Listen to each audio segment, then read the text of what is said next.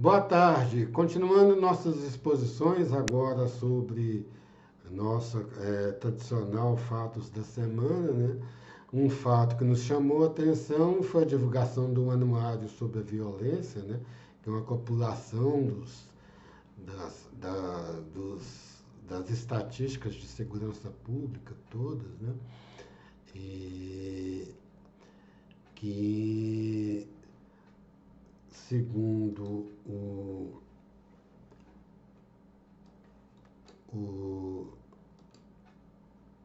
vamos ver o instituto aqui que fez a compilação, está tendo até muita crítica, né? Diminuiu a violência em termos absolutos, né?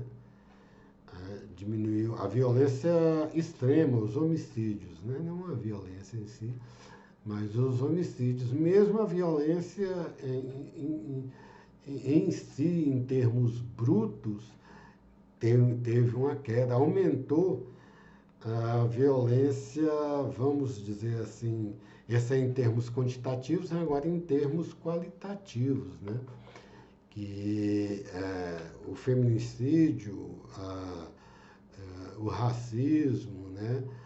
A violência de gênero também, é, aumentou e muito o,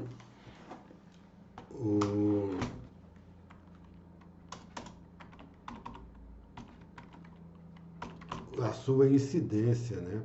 Aqui na nossa região em Brasília, é, o feminicídio está tentando, é uma campanha até do Correio, né? Mas não é só no Brasil. É,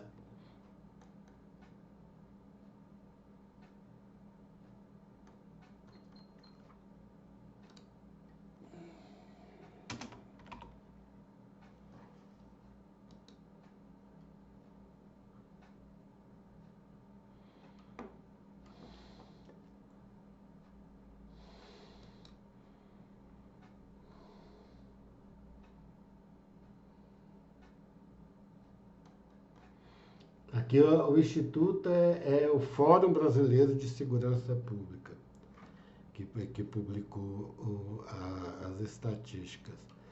E a diminuição se deu é, a partir de 2018, foi num governo chamado de tendência de direita.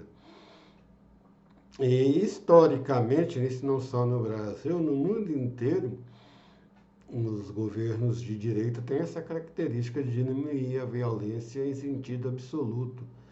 É, sempre aumenta em sentido qualitativo, né? Atentados nos Estados Unidos, que sempre tem, né? O racismo aumentou muito.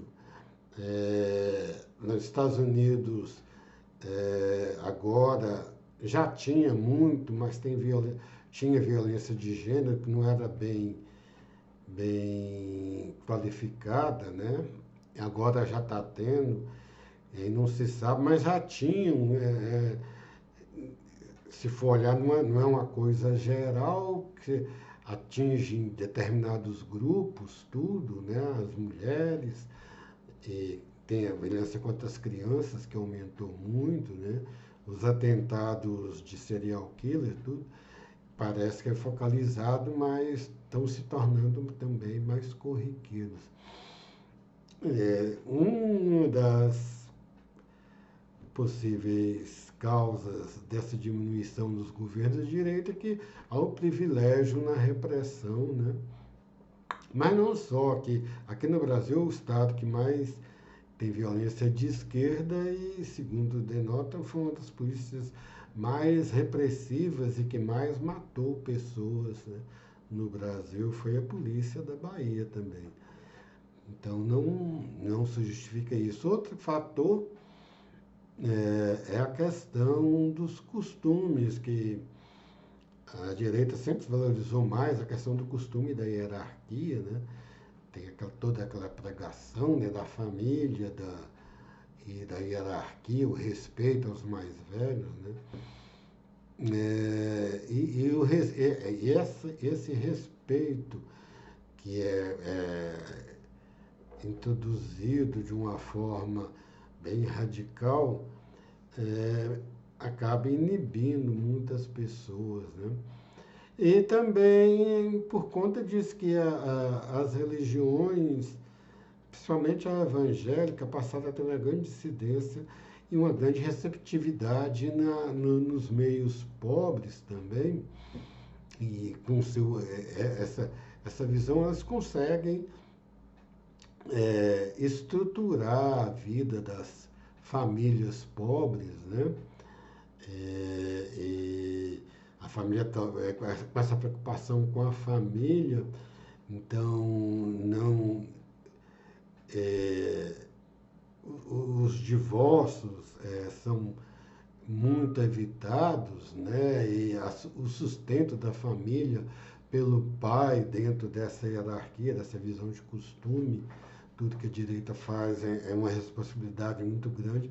E isso tudo contribui de alguma forma para a pessoa passar a trabalhar de forma mais organizada e, e não ter preocupações com futilidades ou com drogas, bebidas, e acaba diminuindo isso. Esse é um fato nos grandes centros, né? Então, tanto o fato que a Globo teve de mudar um pouco o ritmo das suas novelas para captar, né, esse fenômeno na classe pobre com as igrejas evangélicas tiveram grande receptividade. Até a igreja católica é uma igreja cristã também, né? É, que já tinha uma incidência até já na classe média, né? Ela está tentando mudar, né? Vem muitas vezes criticando uma divergência antiga, né, de catolicismo e os evangélicos e os protestantes, mas tem de ser reconhecido, eu sou católico e reconheço que eles têm uma grande comunicação e conseguem fazer grandes transformações. Eu conheço pessoas que eram jogadas no meio da rua, e hoje, de alguma forma, eles estão trabalhando, eles têm de vestir terno, então eles têm de, para ir nos cultos, tem de estar limpo, tem essa preocupação e, e ter uma aparência social, né, adequada, aí vai gerando outros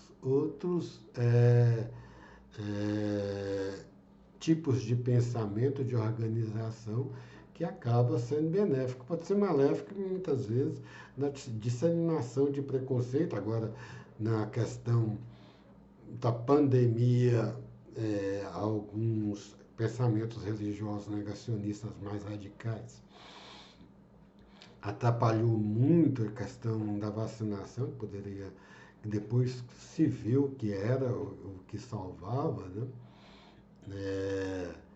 Atrapalha muitas vezes na, na visão e nos preconceitos, principalmente na questão de gênero, né? O Brasil tem muita violência contra homossexuais e LGBT, assassinatos cruéis, dos mais cruéis são dessa área, né? E tem um certo preconceito dentro da igreja nesse sentido. O que não é muito cristão, que Cristo não tem muito preconceito.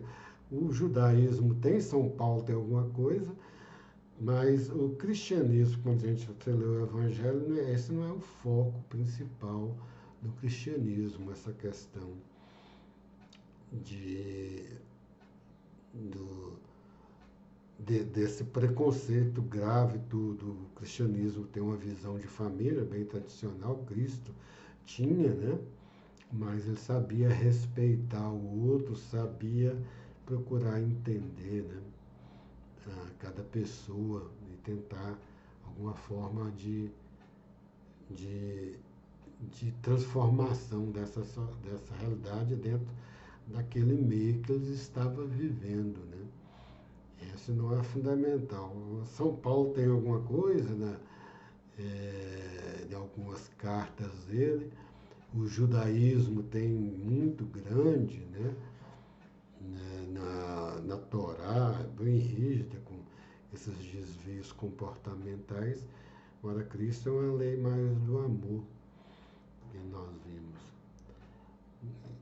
Inclusive, hoje é dia de Santa Maria Madalena. Mulher já era bem perseguida naquela época, ainda mais prostituta, né?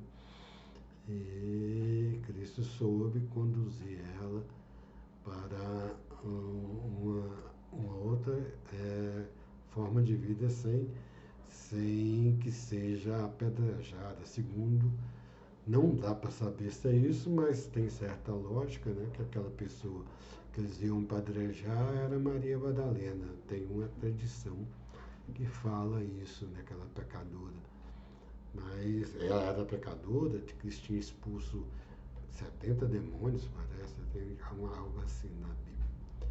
Então, isso é as reflexões nossas sobre as questões do mapa da violência no Brasil, né? Queda em termos absolutos e aumento em termos absolutos quantitativos e aumento em termos qualitativos. A diminuição no governo de direita, né? E essa questão da, da, da, da repressão e dos costumes, né? A defesa dos costumes, das tradições. Boa tarde a todos.